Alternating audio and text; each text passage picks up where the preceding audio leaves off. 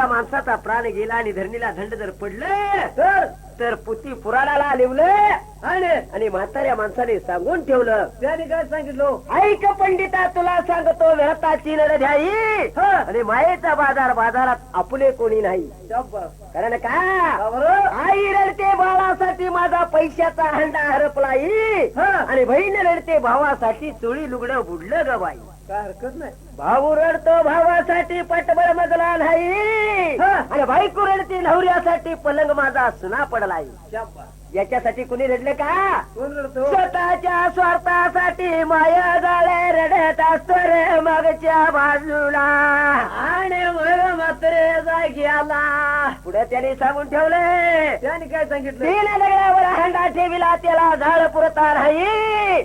ओबड दोबड पाणी घातलं, कुठं भिजला कुठं नाही. बाबा देवा पुढे काय सांगितलं? एक मडके मुठभर तांदूळ सावा केला आणि मडके फोडून पुढे निघाले, आता माग बघत नाही. देवा म्हणूनच मी म्हणतो शाहीर थोरा, पैसा पैसा करून बांधली पैशाची माडी आणि म्हणे शाहीर थोरात लावा त्याला काढी. बरानू या मांडल